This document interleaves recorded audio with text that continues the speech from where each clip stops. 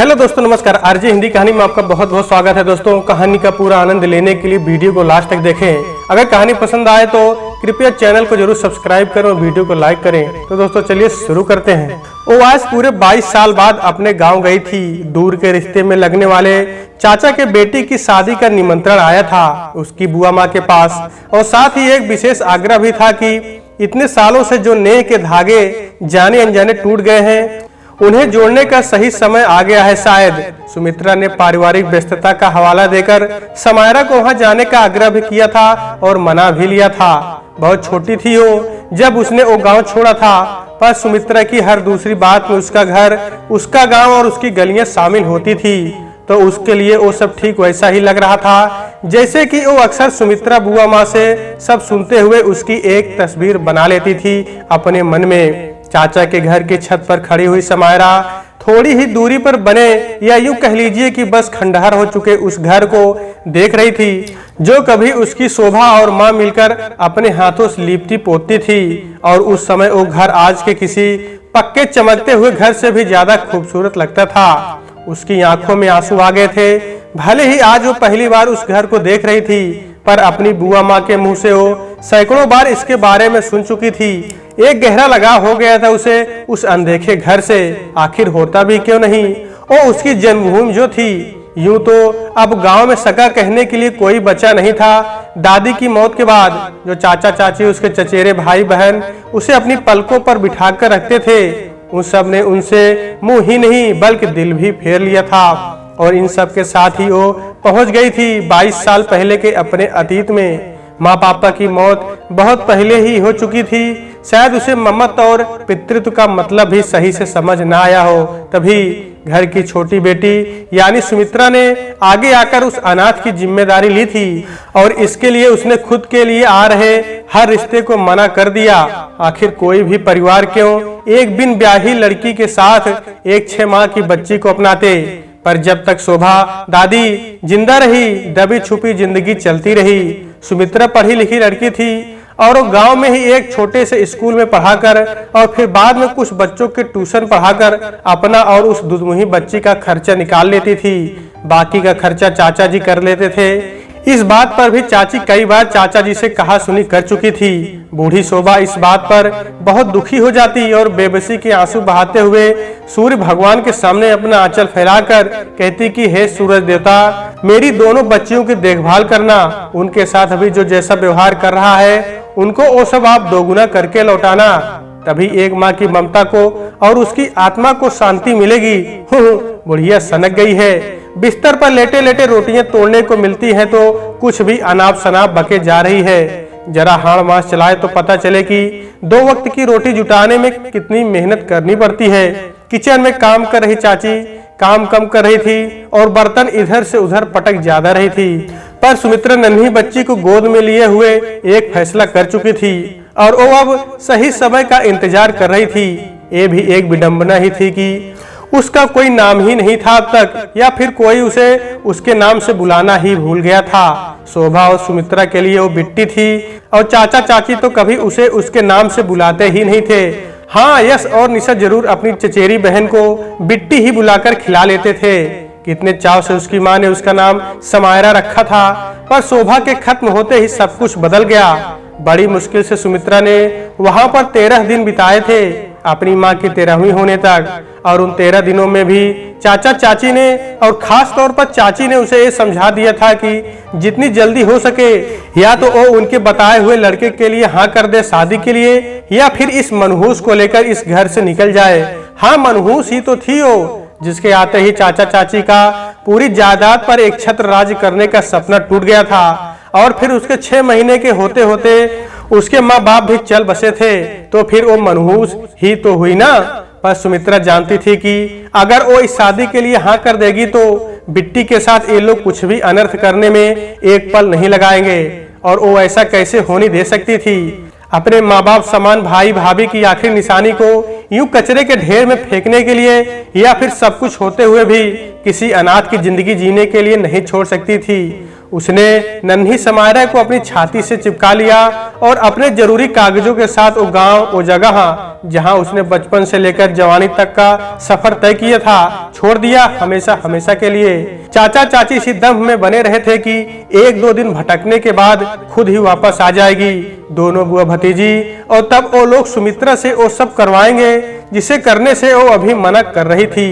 पर सुमित्रा बहुत सोच समझकर घर छोड़कर आई थी और वहां से वो सीधे भोपाल चली गई अपनी एक सहेली के पास, जिसने उसके डॉक्यूमेंट्स के बेस पर पहले से ही उसके लिए एक स्कूल में टीचर की नौकरी की बात कर रखी थी। और बस तब से जिंदगी कुछ रुक रुक कर ही सही पर आगे बढ़ने लगी थी।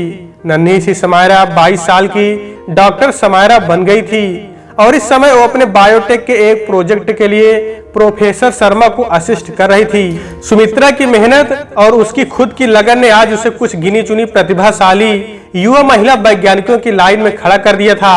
अरे समायरा बिटिया, वहां धूप में खड़ी होकर क्या देख रही हो? चाची ने आवाज दे दी थी उसे अपने घर की छत से ही। अब उसे होश आया था कि अपने अतीत के गलियारों में घूमते घूमते वो कब उस खंडहर पड़े अपने घर में पहुंच गई थी, उसे पता ही नहीं चला। जी आई चाची, समायरा ने मुस्कुराते हुए जवाब दिया। समायरा इन्हीं चाचा चाची की लड़की निशा की शादी के लिए आई थी, या फिर सुमित्रा ने उसे कसम देकर भेजा था। यश की शादी तक चाचा चाची का रवैया ज्यों का त्यों बना रहा, पर जल्द ही यश के बदलते चाल ढाल को देखकर बुढ़ापे की दहलीज पर खड़े चाचा चाची को अपना भविष्य दिखाई देने लगा था। इससे पहले कि यश अपनी पत्नी और ससुराल के प्रभाव में निशा के लिए कुछ उल्टा सीधा रिश्ता लाकर उसका ब्याह पक्का करता, चाचा जी ने पुरानी सब बातें ताक पर रखकर एक बार फिर से अपने ही छोटी बहन सुमित्रा की मदद ली और उसकी सहायता से निशा की शादी एक अच्छे घर में तय कर दी। सुमित्रा ने तो कभी अपने भाई भाभी से रिश्ता तोड़ा ही नहीं था, सो उसे तो ये मदद करनी ही थी।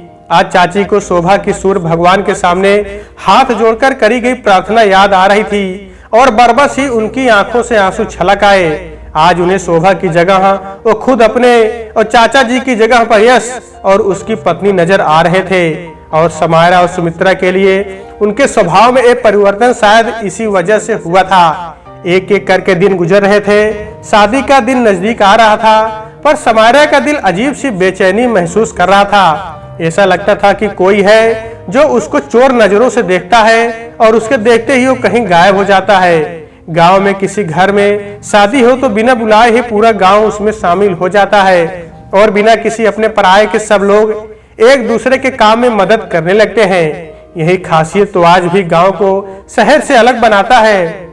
ऐसे में गांव भर की महिलाएं इकट्ठा हो और उनके बीच ये बात ना उठे कि वो बिटिया तो बहुत सयानी हो गई है और सुना है कि कमा रही है, तो फिर उसकी शादी की बात कोई क्यों नहीं करता। यश की अम्मा, अरे तुम्हारी भतीजी तो बहुत सुंदर है, हाँ थोड़ी सावली है पर नैन नक्श बहुत अच्छे हैं, कहो तो अपने लड़के के लिए इसकी बात चलाएं। गांव की ही एक रसूखदार महिला ने चाची को टोक दिया था। अरे नहीं जिज्जी, तुम तो जानती हो कि समायरा की जिम्मेदारी सुमित्रा ली है, तो फिर वही इसकी शादी का फैसला करेगी। चाची ने टाल दिया था। सुषमा जिज्जी अपना सा मुंह लेकर रह गई थी और सभा में चार औरतों के बीच हंसी का पात्र बनी सो अलग। पर इन सब बातों से समायरा और अनमनी हो गई थी। वो बस यूं ही घूमने की बात कहकर गांव के खेतों बागानों की तरफ चल दी। काका के ट्यूबवेल के पास आकर बैठ गई। वो उनका छोटा सा एक कमरे का फार्म हाउस टाइप का था, जहां मीठे मीठे अमरूद के 2-4 पेड़ लगे हुए थे। वो यहाँ एक बार अभी 2 दिन पहले ही एक कजिन के साथ आ चुकी थी, पर उस दिन के बाद से उसका चैन कहीं खो गया था। उस दिन से उसे लग रहा था कि कोई तो है जो उसे लगातार देख रहा है और उसकी फिक्र भी कर रहा है। चाहे फिर जब उसे भूख लगी हो तो शादी वाले घर में सबसे पहले उसके लिए ही किसी के हाथों खाना भिजवाना हो, सबसे पहले उसके लिए मीठा शरबत बनाकर भिजवाना हो, या फिर उसके लिए सबसे नरम और सबसे मुलायम बिस्तर ना सिर्फ तैयार करवाना बल्कि उसके आने तक उस बिस्तर की और दूसरे मेहमानों से हिफाजत करना भी हो।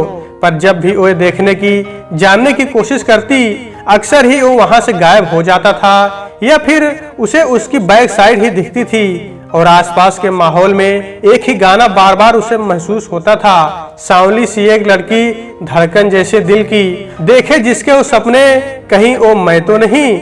और आज फिर उसे वही एहसास सता रहा था, पर आसपास कोई भी तो नहीं था। हे भगवान, मैं पागल हो जाऊंगी, क्या है ये सब और क्यों है ये सब। समायरा ने अपने दोनों कानों को अपने हाथों से ढक लिया था और आंखों को जोर से भींच लिया था।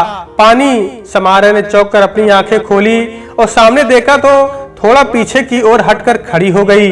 एक 25-26 साल का हैंडसम सा लड़का उसके सामने पानी की बोतल ऑफर किए हुए खड़ा था। चेहरे पर सौम्य मुस्कुराहट और आंखों पर 0 पावर का चश्मा लगाए हुए बंदा बड़ा डिसेंट लग रहा था। सॉरी, पर आपको मैंने इस तरह से परेशान देखा तो बस यूं ही। वो लड़का शायद समायरा की हालत समझ गया था, इसलिए खुद ही चुप हो गया। पानी। समायरा ने उस लड़के की पानी की बोतल की तरफ इशारा करते हुए कहा। जी। लड़के ने खुशी खुशी पानी की बोतल को समायरा की तरफ बढ़ा दिया। समायरा ने एक ही सांस में लगभग आधी बोतल पानी पी लिया। थैंक्स। समायरा ने पानी की बोतल उसे वापस करते हुए कहा। Any time. लड़का भी मुस्कुराते हुए बोला। Hello, I am summer. लड़का अपना हाथ आगे बढ़ाते हुए बोला। जी, मैं समायरा। उसने भी सौम्यता से कहा। आप यहाँ कैसे? समायरा को हैरानी हो रही थी कि दोपहर के इस वक्त कोई उसके ठीक सामने खड़ा होकर उसे पानी ऑफर कर रहा है, जैसे कि वो अच्छी तरह से जानता था कि इस समय उसका गला सूख रहा था। ओ, मैं बस यूं ही इस तरफ से गुजर रहा था कि आप पर नजर पड़ गई। मुझे लगा कि शायद आपको हेल्प की जरूरत है, इसलिए। समर ने अटकते हुए कहा। पर इससे पहले कि समर कुछ और कहता, मुझे चलना चाहिए, समायरा ने हिचकते हुए कहा और वहां से चली गई। समर के चेहरे पर मुस्कुराहट तैर गई। शाम को समायरा ने देखा कि समर घर के बाहर बरामदे में और दूसरे लड़कों के साथ बैठा हुआ किसी बात पर हंस रहा था। ये तो यहाँ भी बैठा हुआ है, मतलब इसका घर भी आना जाना है। समायरा उसे देखकर सोच में डूब गई थी। ए सुन दीपा। समायरा ने वहां पास ही कुछ और लड़कियों के साथ खेल रही एक छोटी लड़की को अपने पास बुलाते हुए कहा। हाँ दीदी, दीपा ने कहा। ये जो लड़का बैठा है ना, जिसने येलो टी शर्ट और ग्रे लोअर डाल रखा है, क्या तुम जानती हो उसे? समायरा ने डरते डरते पूछ लिया था कि पता नहीं दीपा उसकी इस बात का कोई गलत मतलब ना निकाल ले। ये तो समर भैया है दीदी, कानपुर वाली बुआ है ना, उनके ही कोई रिश्तेदार हैं, यहाँ शादी में आए हैं। दीपा ने समर की तरफ देखा और फिर समायरा को सारी बात बता दी। समायरा कुछ सोच में पड़ गई। दीदी मैं जाऊं? दीपा को उसके साथी खेल के लिए बुला रहे थे। हाँ तुम जाओ, समायरा ने हड़बड़ाते हुए कहा और गौर से समर की तरफ देखने लगी। ये मुझे कुछ जाना पहचाना सा क्यों लग रहा है? इसके बोलने का लहजा, हंसने का लहजा, मुझे ऐसा क्यों लगता है कि जैसे मैं इसे पहले भी कहीं देख चुकी हूँ, सुन चुकी हूँ और शायद मिल भी चुकी हूँ। समायरा अपने दिमाग पर जोर डालते हुए सोच रही थी कि वो एक बार फिर से चौंक गई। क्या हुआ? मेरे बारे में सोच रही है ना आप? समर उसके ठीक सामने खड़ा मुस्कुरा रहा था। नहीं, मैं तो बस यूं ही कुछ देर रुककर, और फिर मैं क्यों तुम्हारे लिए सोचूंगी? मैं तो तुम्हें जानती तक नहीं। समायरा ने झटके से अपने बालों को एक तरफ करते हुए कहा। सही में? पर वो दीपा तो मुझे कुछ और बता रही थी, और मुझे नहीं लगता है कि इस समय यहाँ कोई और समर भी है जिसके बारे में आप जानना चाहेंगी। समर के चेहरे पर शरारत दिखाई दे रही थी। कुछ भी? हाँ। समायरा ने अपने पैरों को पीछे की ओर हटाया और जितनी तेज वो चल सकती थी वो वहां से चली गई। समायरा, मैं जानता हूँ तुम मेरे बारे में ही सोच रही थी, पर अफसोस कि तुम्हें शायद हमारी पहली मुलाकात याद ही नहीं है। पर कोई ना, मैं तुम्हारे साथ अपनी नई मुलाकातों की नई यादें बनाऊंगा और इस बार पिछली बार वाली गलती नहीं दोहराऊंगा। मैं बड़ी मुश्किल से तुम्हें दोबारा ढूंढ पाया हूँ। मैं इस बार खोने नहीं दूंगा तुम्हें मैं। समर वहीं खड़े खड़े सोचकर मुस्कुरा रहा था कि उसका फोन बज उठा। चरण अस्पष्ट मासी जी, समर ने फोन रिसीव करते हुए कहा। नहीं, अभी तो नहीं, पर आप परेशान मत होइए, मैं जल्दी ही सब ठीक कर दूंगा, बस आप लोग यहाँ समय पर आ जाना, समर ने मिन्नतें करते हुए कहा। थोड़ी देर बात करने के बाद फोन कट गया और समर वहां से चला गया। अब समायरा समर को देखकर अपना रास्ता बदल देती, पर उसकी तरफ चोर नजरों से देखने का मौका नहीं चूकती थी। पता नहीं क्यों, पर उसे समर बहुत जाना पहचाना सा लग रहा था, पर उसे कुछ भी याद नहीं आ रहा था। समर उसके आसपास रहता तो उसे कुछ अपनापन जैसा फील होता था। लगता था कि कुछ तो कनेक्शन है इस अनजान लड़के के साथ, और उसकी बेचैनी बढ़ाने का काम करता था। समर की गैर मौजूदगी में अक्सर उसके कानों से टकराने वाला वही गाना याद आता था। निशा की शादी का दिन आ चुका था और उसी दिन उसके लिए एक सरप्राइज भी आ चुका था। वो सुबह जब सोकर उठी तो कानों में एक जानी पहचानी सी आवाज पड़ते ही वो जिस हालत में थी वैसे ही भाग खड़ी हुई। बुआ माँ यहाँ? समायरा भागते हुए सोचे जा रही थी। बड़ा सा बरामदा पार करके और आते जाते न जाने कितने ही लोगों से टकराते टकराते बचते हुए वो जब बाहर की बैठक में पहुंची तो सामने बैठी हुई सुमित्रा को देखकर वो ठिठक गई। आजा समायरा, वहां क्यों खड़ी होकर रह गई? सुमित्रा को भी समायरा के आने का एहसास हो गया था। बुआ माँ, आप यहाँ आ रही हैं और आपने मुझे ये बात आपके यहाँ आने तक नहीं बताई, क्यों? समायरा अपनी सुमित्रा बुआ माँ से लिपट गई थी, आंखें भीग गई थी। अगर बता देती तो तेरे चेहरे की इतनी प्यारी सी स्माइल कैसे देख पाती मैं। सुमित्रा ने प्यार से उसके माथे को चूम लिया था। वहां बैठे हुए और लोग भी उन दोनों के बीच के प्यार को देखकर अपने आंसुओं को रोक नहीं पाए थे। आखिर तुम्हारी 22 सालों की तपस्या सफल हो गई सुमित्रा। सामने से आ रही एक लरजती सी आवाज ने दोनों माँ बेटी को अलग कर दिया था। सुमित्रा की दूर के रिश्ते की बहन और समर की माँ नीलम और उनके पति रविंद्र जी मुस्कुरा रहे थे। अब तक समायरा भी संभल चुकी थी और अब वो सुमित्रा से चिपकी हुई बैठ गई थी। अभी कहाँ नीलम दी? जब तक समायरा के हाथ पीले करके उसे इसकी ससुराल ना विदा कर दूं, तब तक मेरे किए हुए हर त्याग बेकार ही हैं। सुमित्रा ने प्यार से समायरा के सर पर हाथ रखते हुए कहा। समर भी वहां मौजूद था और उन सबसे पीछे बैठा हुआ बस एकटक समायरा को ही देखे जा रहा था। तुम्हारी ये इच्छा भी जरूर पूरी होगी सुमित्रा। आखिर समायरा जैसी सुंदर, सुशील और गुड़ी लड़की को कौन अपने घर आंगन की शोभा नहीं बनाना चाहेगा। नीलम ने एक नजर समर की तरफ देखा और फिर समायरा की तरफ देखते हुए कहा, इन्हें पहचाना समायरा? सुमित्रा ने समायरा के सामने बैठे नीलम और रविंद्र की तरफ इशारा करते हुए कहा, नहीं बुआ माँ, मैं नहीं पहचान पा रही हूँ। समायरा ने सॉरी फील करते हुए कहा, कैसे पहचानेगी? आखिर एक ही बार तो मिली हो तुम हमसे, और वो भी इतनी हड़बड़ी में कि मैं भी तुम्हें नहीं पहचान पाती अगर सुमित्रा तुम्हारे बारे में नहीं बताती।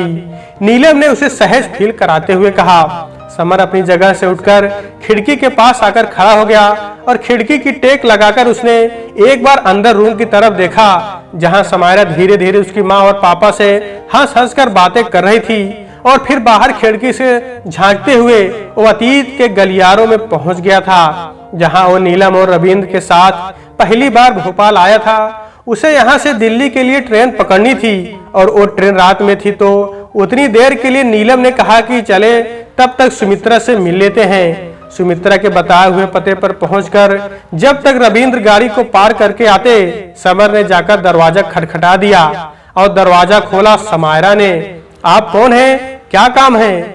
जैसे सवाल एक के बाद एक दागते हुए उसने पीछे मुड़कर चिल्लाते हुए कहा कि बुआ माँ, गेट पर कोई चंदा मांगने वाले आए हैं, आप देख लो, मुझे देर हो रही है, मैं जा रही हूँ। समायरा ने अपने सुंदर सलोने मुखड़े को दुपट्टे से ढांकते हुए कहा, अरे कौन है? सुमित्रा भी अंदर से अंदाजा लगाते हुए आ रही थी।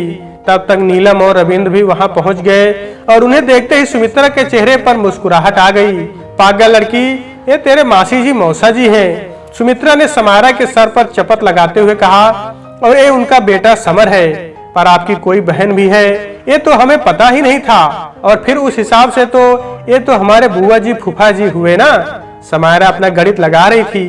ओफो, वो तो मैं तुझे बाद में समझाऊंगी, पहले अंदर तो आने दो इन्हें। मासी जी, मैं आपको चंदा मांगने वाला लगता हूँ क्या? समर समायरा की तरफ देखते हुए बोला, ठीक है, गलती हो गई तो क्या अब इस बात के लिए जिंदगी भर ताने दोगे तुम मुझे? समायरा ने मुंह बनाते हुए कहा, आप लोग बैठिए, मैं आप सबके लिए कुछ चाय नाश्ता लेकर आती हूँ। सुमित्रा ने उन लोगों से कहा और समायरा को अपने साथ अंदर किचन में ले गई।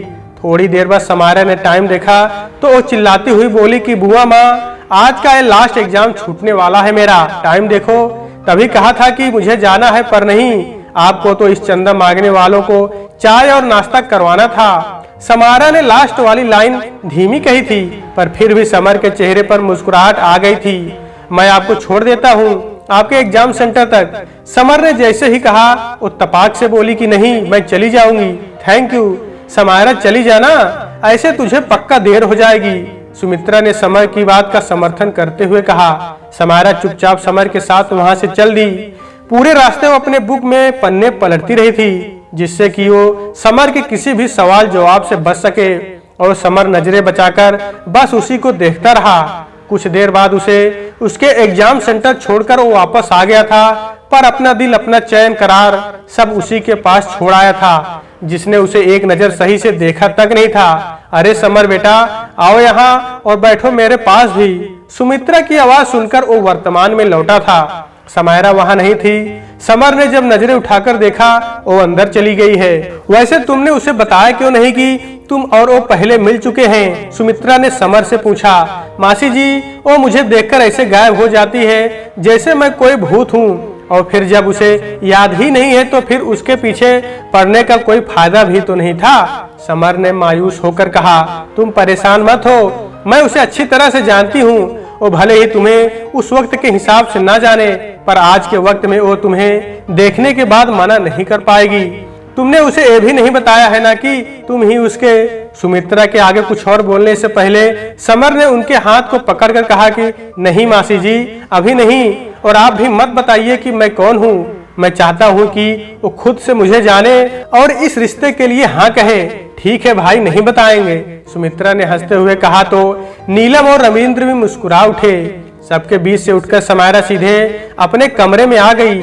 उसका दिल बहुत तेजी से धड़क रहा था। अब उसे समझ में आ रहा था कि आखिर ये समर उसे इतना जाना पहचाना सा क्यों लग रहा था।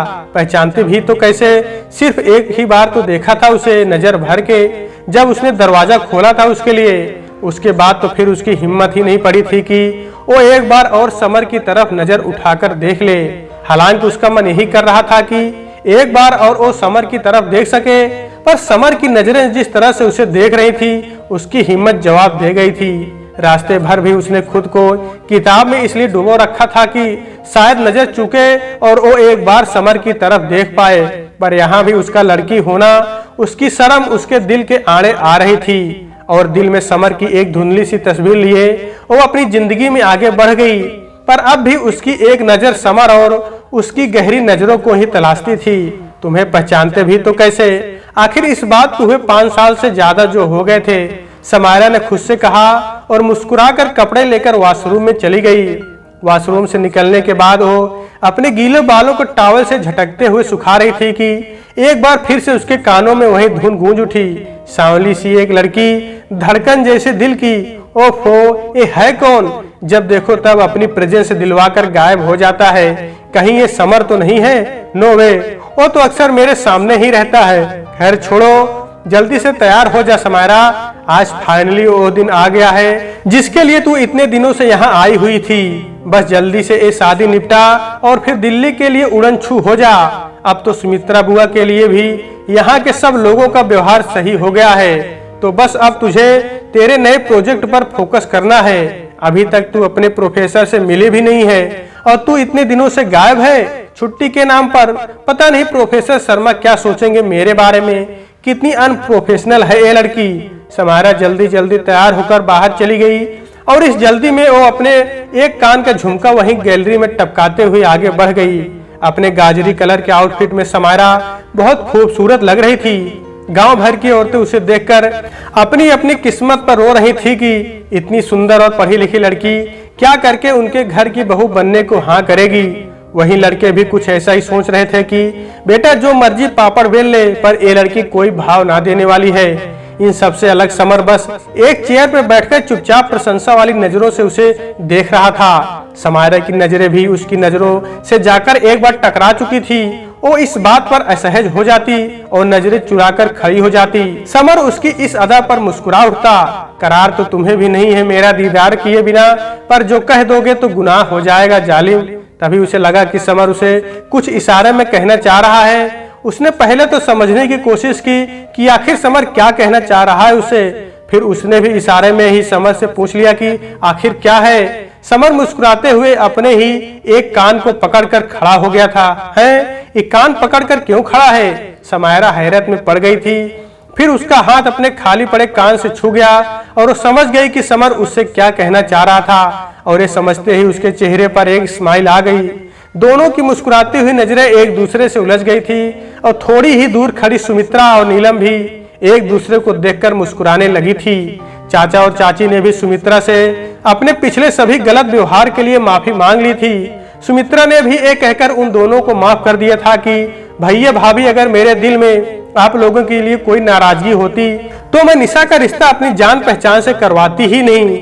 22 सालों से जमा हुआ एक दूसरे के लिए नफरत और कड़वाहट का मैल अब धुल चुका था। शादी के अगले दिन ही समायरा को दिल्ली के लिए निकलना था। उसके पास रात ही मेल आया था और उसे उसके प्रोजेक्ट के प्रेजेंटेशन के लिए तुरंत बुलाया गया था। जल्दबाजी में सबसे मिलकर जैसे ही वो बाहर निकल कर आई, गाड़ी के पास टिक कर खड़ा हुआ समर दिखाई पड़ा।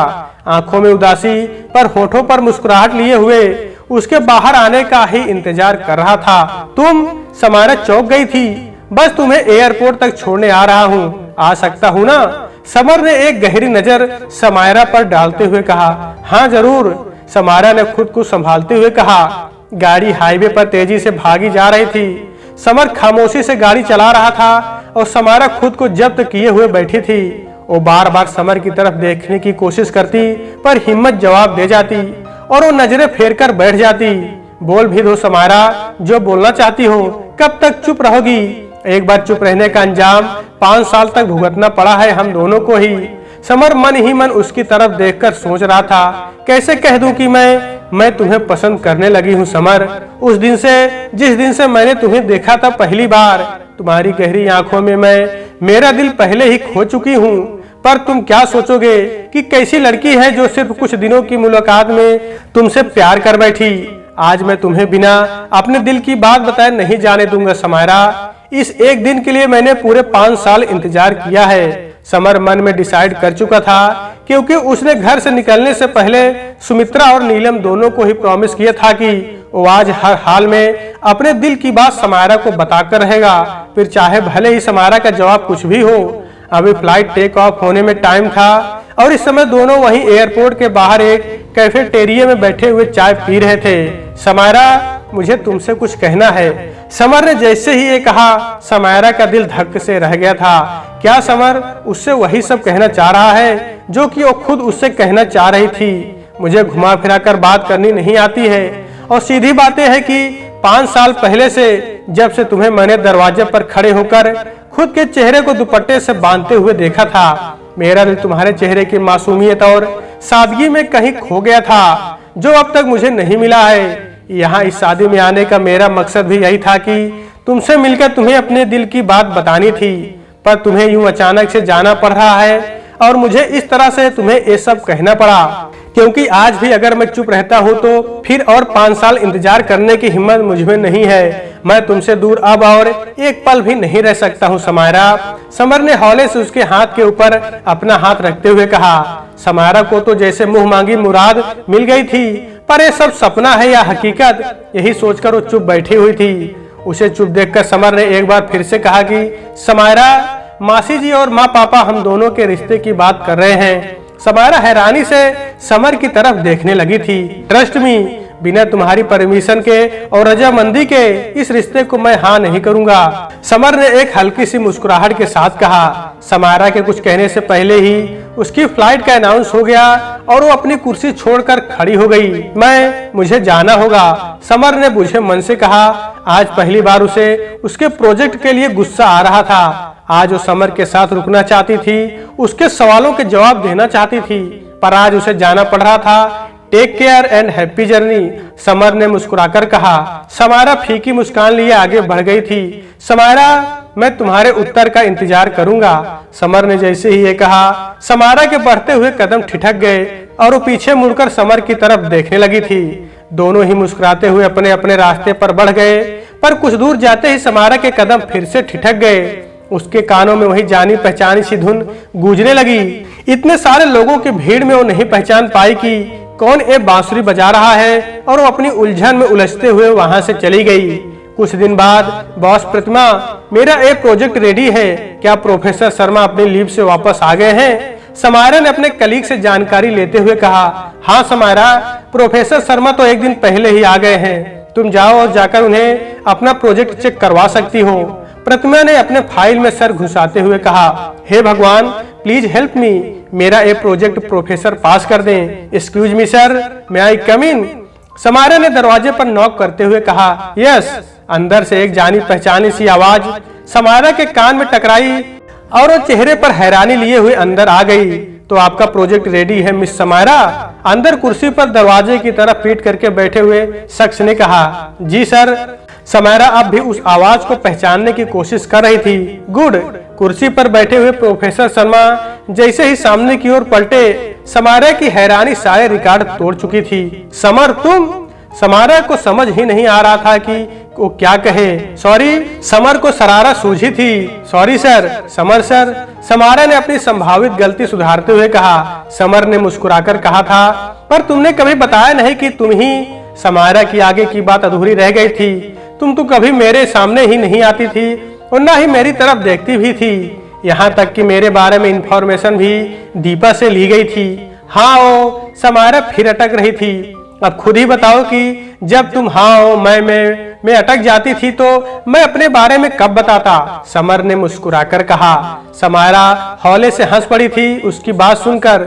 मैं तो तुम्हारे आसपास ही था समायरा, तुमने ही शायद ध्यान ही नहीं दिया। समर समायरा की आंखों में झांकते हुए बोला। समायरा हड़बड़ा कर इधर उधर देखने लगी थी कि तभी समर का फोन बज उठा और रिंगटोन सुनकर समायरा एक बार फिर से चौंक पड़ी थी। सांवली सी एक लड़की, धड़कन जैसे दिल की, पूरी रिंग बजकर फोन कट चुका था। समर और समायरा एक दूसरे की आंखों में ही उलझ कर रह गए थे। तुमने फोन नहीं रिसीव किया? समायरा हकलाते हुए बोल रही थी, जबकि उसका दिल बहुत जोर से धड़क रहा था उस समय। मैंने कहा ना कि शायद तुमने ही ध्यान नहीं दिया, जैसे इस बार भी ध्यान नहीं दिया तुमने। समर ने समायरा की कमर में हाथ डालकर उसे अपनी तरफ खींच लिया था और उसके कान में कहा कि मिस समायरा, क्या आप इस चंदा मांगने वाले समर से शादी करेंगी? समायरा समर की बात सुनकर मुस्कुराते हुए उसके सीने में छुप गई। समर ने भी उसे अपनी बाहों में भर लिया था। तभी समर का फोन एक बार फिर से रिंग करने लगा था, पर इस बार ना ही समायरा ने उसे फोन रिसीव करने के लिए कहा और ना ही समर ने पलटकर फोन की तरफ देखा। आखिर वो जो चाहता था वो तो उसकी बाहों में ही था। सांवली सी एक लड़की, धड़कन जैसे दिल की। आखिर 5 साल के लंबे इंतजार के बाद समर को उसकी सांवली सी लड़की मिल ही गई। और हाँ, सच में उसकी सांवली उसके ही तो सपने देखती थी। तो दोस्तों, आज के वीडियो में बस इतना ही। कहानी आपको कैसी लगी कमेंट बॉक्स में जरूर बताइएगा। अगर कहानी पसंद आई है तो कृपया चैनल को जरूर सब्सक्राइब करें और वीडियो को लाइक करें। तो दोस्तों, आपसे फिर मिलते हैं अगले वीडियो में, तब तक के लिए नमस्कार।